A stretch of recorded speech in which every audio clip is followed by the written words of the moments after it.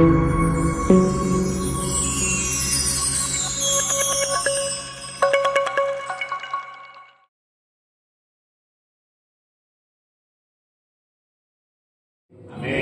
el amor, la gracia, la paz y la misericordia del Señor esté con todos ustedes en esta tarde. Amén. Soy vuestro hermano Juan, soy un joven candidato de la iglesia de Marchelenas. Como ya saben, vengo acompañado de mi pastor, vengo acompañado de mi pastora. Y la verdad que la intención de venir en esta tarde era de venir, compartir un culto con ustedes y ya está. Pero yo creo que en el Señor no existen las casualidades. Amén. Si el Señor hoy me ha demandado que yo comparta la palabra, es porque tiene algo que decir a través de este vaso frágil y inútil a su iglesia. Amén. Miren, yo no soy una persona muy profunda en la palabra, no soy una persona a la cual les vaya a sorprender ni es la intención, pero créanme algo, aunque yo soy poco profundo y aunque yo soy un poco corto, no quita que la palabra de Dios es muy grande. Amén. Y solamente con una simple palabra que salga de mi boca, de parte de Dios, creo en esta tarde que el Señor va a hablar a su iglesia. Amén. Sin más, yo tengo un consejo muy corto, muy sencillo. Si me dejan sentirme libre, os lo comparto en 15-20 minutos. Amén. La palabra se encuentra en la primera carta de Juan, capítulo 1, versículo 5 en adelante. Y dice así la palabra de Dios. Dice: este es el mensaje que hemos oído de Él y os anunciamos. Dios es luz y no hay ningunas tinieblas en Él. Lo repito. Este es el mensaje que hemos oído de Él y os anunciamos. Dios es luz y no hay ningunas tinieblas en Él. Pueden tomar asiento, recibimos la palabra con un fuerte aplauso.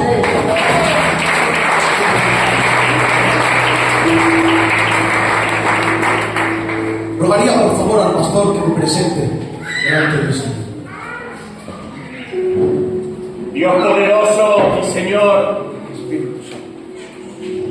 quiero presentarte en tus preciosas manos a nuestro hermano Juan, para que tome su corazón, Señor, para que lo alinees a tu espíritu, para que en esta tarde, Señor, los dichos de tu boca, Señor, se los puedas prestar, y que vengas usándolo en esta tarde, para que, mi Señor, tú nos puedas en esta tarde alentar con tu hermosa palabra, para que nuestros corazones estén alineados a tu voluntad. Pasa un carbón encendido, Señor, sobre él, para que sea tu espíritu.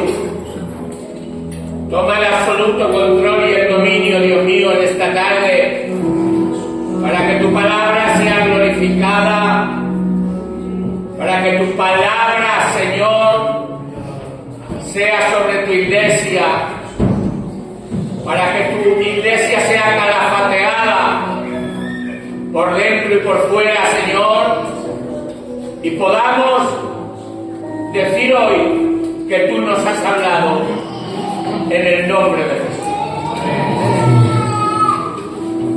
Dios es luz, dice Juan. ¿Saben ustedes que si el Señor no nos alumbra en nuestros caminos, si la luz de Dios no es la que nos guía, no seríamos capaces de discernir entre el bien y el mal? Qué bueno. No seríamos capaces de ver nuestros errores, no seríamos capaces de ver nuestras impurezas. Y es que sin la luz de Dios, iglesia, tampoco vamos a ser capaces de guiar nuestras casas, nuestros hogares por el buen camino. Hoy vengo a hablarles de la luz de Dios. Vengo a hablarles y vamos a ir viendo a través de la palabra qué significa cuando Juan dice Dios es luz y qué conlleva esto. Vamos a ver qué significa vivir en luz y qué significa vivir en tinieblas. Vamos a ver cómo la luz de Dios es capaz de restaurar una vida. Y vamos de transformar una vida amarrada a las tinieblas. Le voy a poner un poquito un contexto de la carta de Juan. Esta carta está escrita para los creyentes de la iglesia primitiva que se encontraban en Asia Menor. Después de Cristo sacrificarse, pasaron 70 años y Jerusalén fue destruida. Entonces muchos de los cristianos se esparcieron por el mundo. Y muchos de los cristianos se desplazaron a varias provincias gobernadas por Roma. Esta gente estaba en un momento en el cual aparecían muchas oposiciones. Aparecieron muchos falsos maestros. Aparecieron muchas falsas doctrinas. Apareció gente que decía conocer a Dios, pero sus hechos no coincidían con lo que ellos decían.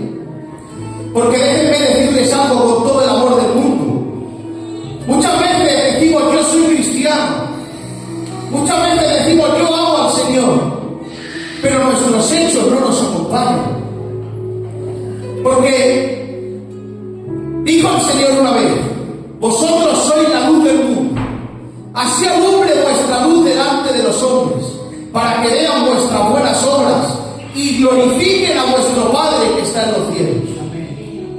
Los verdaderos cristianos estamos llamados a reflejar la luz de Dios en nuestra forma de vivir, para que nuestras buenas obras, para que nuestro amor, para que nuestra forma de actuar sean ese puente que lleven a otros a ver al Señor reflejado en nosotros. ¿Saben ustedes que a veces con muy poquito hacemos mucho bien? A veces con muy poquito reflejamos la luz de Dios. Echar la mano al hermano cuando lo necesite. Estar pendiente de aquel que sabemos que tiene problemas, que está caído. Apoyar al pastor en todas las administraciones, darle cariño, darle amor a la gente que viene nueva a la iglesia. De esa forma tan sencilla reflejamos la luz de Dios en nuestras vidas.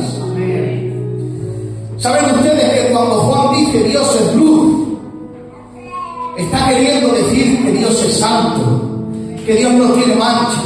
Cuando Juan dice que Dios es luz, nos está revelando aspectos en cuanto a la persona de Dios. La luz representa la gloria, la luz representa la majestuosidad, la luz representa la belleza de Dios. Ahora bien, aleluya, la luz en la vida nuestra, la luz terrenal, revela lo que está oculto. Les voy a poner un ejemplo. Ahora nos quedamos a oscuras. Yo me perfumo, me peino mi pelo para atrás. Bueno, ahora lo tengo, para cuando tenía. Pero ahora vengo de trabajar. Miren, yo me dedico al rastro. Yo voy a casas, vacío muebles, me ensucio. Y ahora yo vengo de trabajar y apago las luces. Y voy donde José. Y le digo: José, mira qué guapo estoy. Y como estamos a oscuras, él se lo puede creer. Pero ¿sabes qué pasa? Que ahora enciende la luz y se da cuenta verdaderamente de cómo estoy. Que estoy sucio, que me tengo que limpiar, que me tengo que cambiar, que tengo que ir a mi casa. Y ¿saben ustedes? La luz revela lo que hay oculto. La luz revela lo que la oscuridad esconde. Y es que saben ustedes que Dios es experto en revelar lo que hay oculto. Por eso dice la palabra de Dios en el 8:17 de Lucas: no hay nada oculto que no haya de ser manifestado, ni escondido que no haya de ser salido a la luz. La luz de Dios refleja la impureza de aquel que se acerca a ella. Entonces yo me acerco a la luz del Señor y me doy cuenta que verdaderamente estoy sucio. Descubro que tengo cosas que cambiar en mi vida, pero yo ahora lo miro a Él y veo tanta belleza y tanta majestuosidad, y yo dentro de mí me digo: Señor, tengo que cambiar, porque yo quiero vivir cerca de ti para siempre, porque quiero que cuando tú vengas yo quiero irme contigo. Y para eso, iglesia, tenemos que cambiar muchas cosas. Tenemos que arrancar cosas de nuestro corazón que al Señor no le agradan, y tenemos que decirle al Señor: tómame y guíame, y que seas tú quien descubra lo que hay en mí, y que aparte se arranque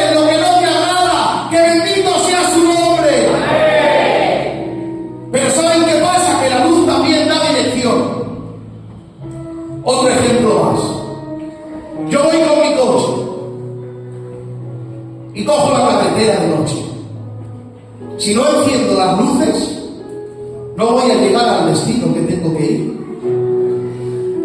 Luego entonces, la luz es la que me da la dirección y la que me guía para llegar a mi destino. ¿Saben ustedes cuál es nuestro destino como iglesia? Es muy sencillo. Nuestro destino es que cuando el Señor venga nos llame y nos vayamos con Él. Entonces yo enciendo la luz y soy capaz de ver los obstáculos que tengo en la carretera. Soy capaz de ver aquello que me puede hacer daño y puedo esquivarlo o puedo alejarme de ellos. Luego entonces la luz nos alerta de los peligros en el camino. Y saben ustedes que por medio de la luz, de la dirección de Dios, por medio de su Santo Espíritu, es la única forma en la que podremos llegar al final del camino. Por eso la Biblia dice en Juan 16:13, cuando venga el Espíritu de verdad, Él nos guiará a toda la verdad. Amén.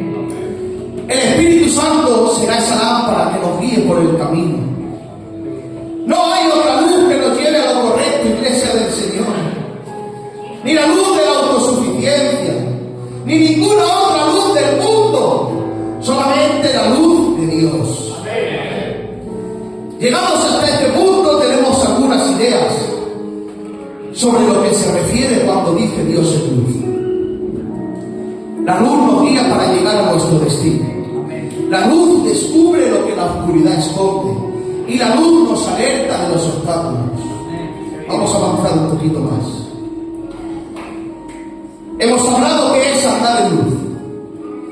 Y ahora yo me preguntaba, ¿qué es andar en tinieblas? Porque muchas veces asociamos el estar enganchado a un pecado visible, estar enganchado a un vicio visible. Asociamos a eso, andar en tinieblas. Pero ¿saben ustedes que el andar en tinieblas va más allá de eso?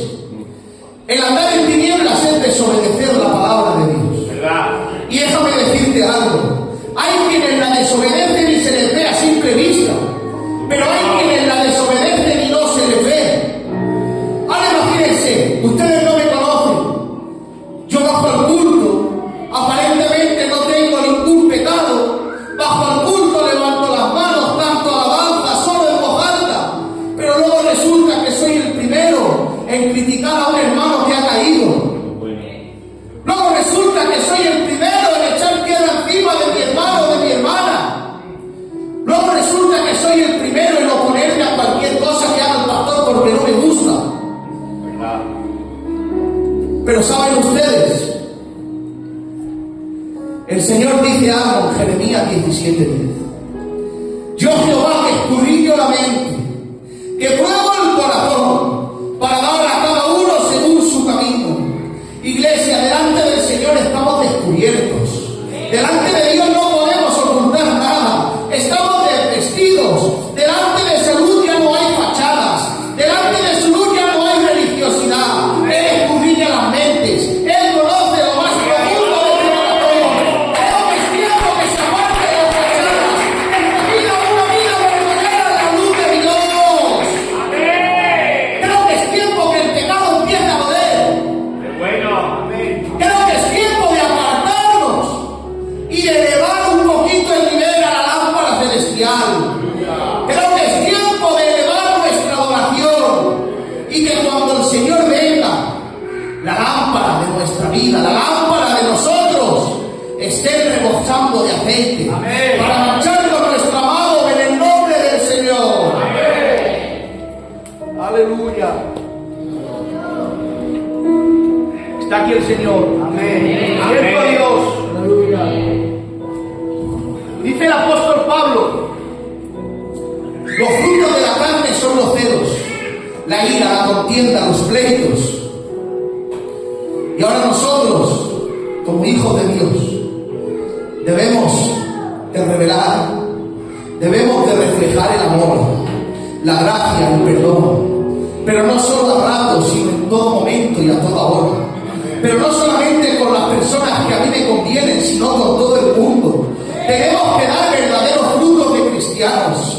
Saben que nosotros somos cartas abiertas para el mundo de ahí afuera, con errores, claro que sí, y con caídas también, pero sabiendo y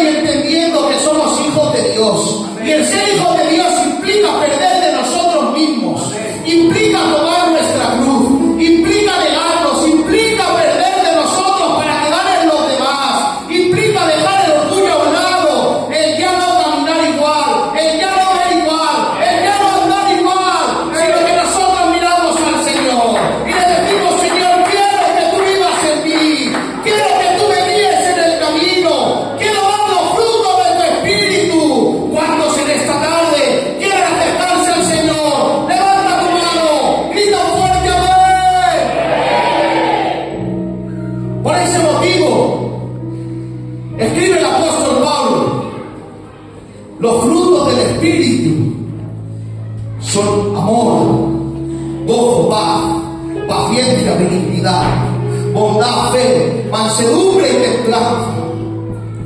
Luego entonces, cuando usted y yo amamos, cuando usted y yo somos pacientes, cuando usted y yo somos bondadosos, es entonces cuando empezamos en el camino de la luz. Es entonces cuando empezamos a evidenciar en nuestra vida la transformación por medio del Espíritu Santo. Gloria a Dios. Porque caminar en luz no significa ser perfecto, iglesia.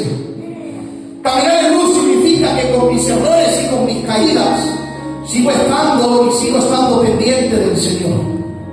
Porque mi mente y mi corazón están puestos en hacer la voluntad del Señor. Amén. ¿Saben ustedes? El cristiano dependemos del Señor.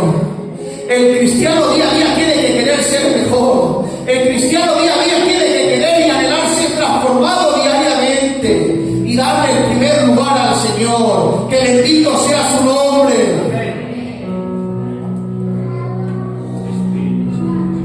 ¿Qué es Dios en luz? Cómo vivir una vida en la luz, cómo andar en tinieblas. Y ahora vamos a ver cómo el Señor, cómo la luz de Dios restaura una vida con caídas y con errores por medio de su luz. Amén.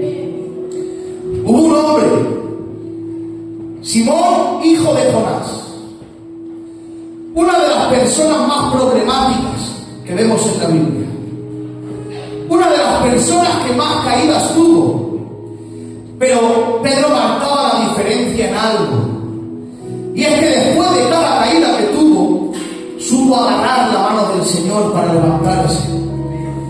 Tuvo momentos muy malos, malísimos, todos lo sabemos, pero en ningún momento perdió su identidad como hijo de Dios. En el capítulo 16 de Mateo, Jesús le dice: bienaventurado eres, porque te lo ha revelado mi Padre. Ahora en los versículos más adelante le dice: apártate de mí, Satanás, porque me eres de tropiezo. Y yo me quedaba loco, iglesia del Señor. ¿Cómo puede ser que de un momento a otro pases a decirle esto? Y me enseñó el Señor algo, me tuvo que hablar y me dijo: Juan, mientras vivas en este cuerpo de carne, aunque quieras caminar en luz, que sepas que vas a tener algunos momentos de sombra. Que sepas que vas a tener momentos en los cuales te equivoques. ¿Y saben ustedes algo? Hay mucha gente que se pierde porque cree que ha decepcionado al Señor y ya está, y se queda ahí. Pero yo en esta tarde tengo que decirte algo, iglesia de Oliva de Tiempo de Gracia. Cuando mi Señor estaba colgado en la cruz, Él ya contaba con tu caída, Él ya contaba con tu error, Él ya contaba con que te ibas a equivocar, y aún así Él decidió dar su vida por ti en el madero. Y como dice el 2:14 de Colosenses, un versículo que me encanta: anuló el acta de los decretos que había contra ti, que era contraria, que te condenaba. Pero en la cruz, el Cordero de Dios que quita el pecado del mundo, tomó la decisión de sacrificarse por ti y por mí en un sacrificio vicario. Te digo algo de parte de Dios: no creas que le ha decepcionado, porque Él ya contaba con tu caída. Solamente tienes que saber cómo levantarte. El Señor tiene su mano extendida para ti hoy. Cógele la mano y levántate, y no vuelvas a tropezar en la misma piedra. ¡Que bendito sea su nombre!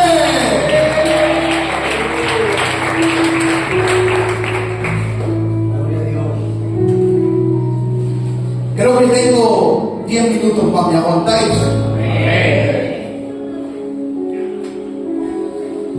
Pedro no dejó de creer en Dios, pero muchas veces su pensamiento no siempre estaba alineado con la voluntad de Dios. Y ese mismo problema nos ocurre a nosotros diariamente. Muchas veces queremos que el Señor actúe a nuestra forma. Muchas veces queremos que el Señor actúe como nosotros queremos. Y ocurre un problema, que no siempre pasa lo que nosotros queremos. A veces le pedimos algo al Señor y parece que no llega. Y sin embargo el Señor está preparando algo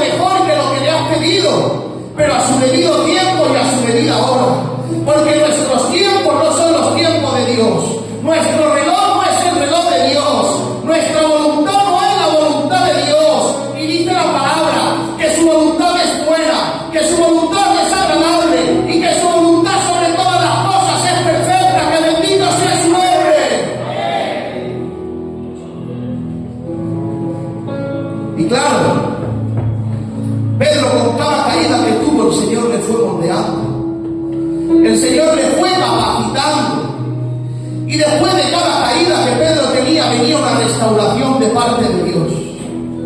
Porque su corazón estaba inclinado en hacer la voluntad. Aun con sus caídas y con sus errores.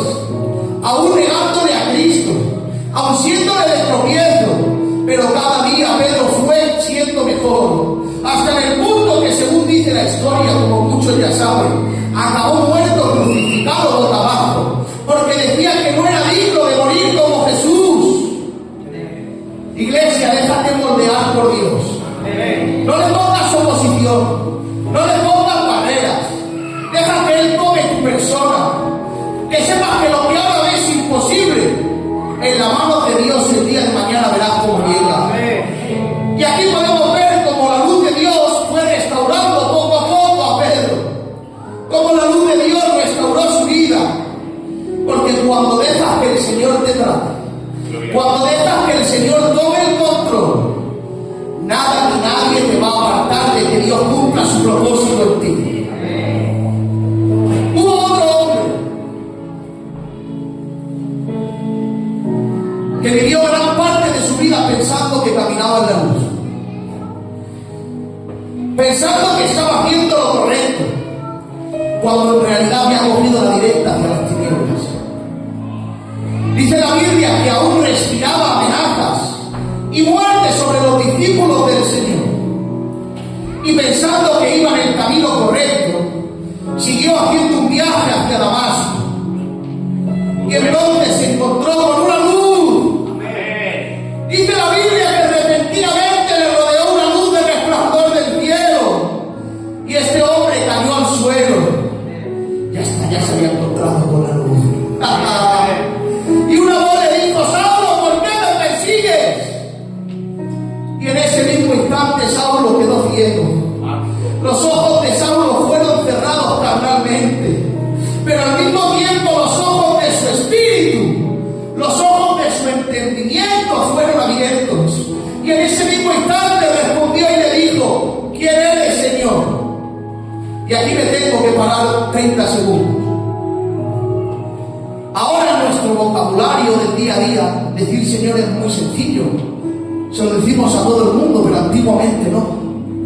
Antiguamente, aquel que le decía Señor a otro, estaba reconociendo que era superior a él. Estaba reconociendo que tenía autoridad sobre él. Es decir, en ese tiempo no se le decía Señor a cualquiera. Luego entonces el Saulo, que nadie podía parar, ese Saulo que nadie le rechistaba, el Saulo perseguidor de la iglesia, nada más encontrarse con Jesús, ya estaba reconociendo su superioridad. Ya estaba reconociendo que no era cualquiera con quien estaba hablando. Luego entonces damos por hecho que la luz ya estaba empezando a hacer su obra. Ya estaba empezando a darle la dirección correcta a Pablo. Porque la misma luz que dejó a Pablo ciego en el camino, la misma luz que dejó a Pablo ciego camino a Damasco, fue la misma luz que empezó a guiarle por el camino de la verdad. Porque cuando la luz de Cristo llega a nuestras vidas, parece que al principio nos ciega, al principio nos impida, al principio nos duela, porque nos hace quitar cosas que no nos gusta quitarnos.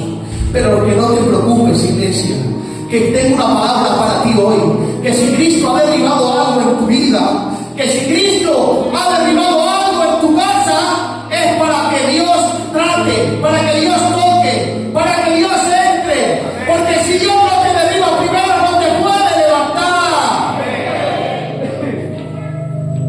Sigue diciendo la palabra de Dios. Saulo estuvo 3 días sin comer, ni beber y sin ver. Y en ese silencio y en esa genera, Dios empezó a obrar en la vida de Saulo. Primeramente desde dentro hacia fuera. Muchas veces va a parecer que el cielo se ha cerrado para ti. Muchas veces va a parecer que el Señor no te habla, que el Señor no te escucha. Va a parecer que el Señor no quiere hablarte. Pero déjame decirte algo, que sepas que Dios no te ha dejado, que sepas que Dios está contigo. Y digo algo lleno de la presencia de Dios. Hasta los silencios de Dios tienen un propósito en tu vida. Porque en ese momento se estaba gestando un nuevo hombre. Y en el momento que Ananías llega y le pone las manos, recupera la vista. Pero que no solamente recuperó la vista, iglesia, sino que un nuevo hombre había surgido de aquel encuentro con la luz. Y todo esto gracias a qué? Gracias a la luz de Dios.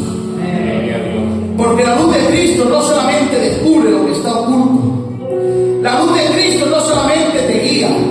La luz de Cristo no solamente te restaura, sino que la luz de Cristo también transforma. Y ahora transforma hasta tal punto que su nombre es cambiado.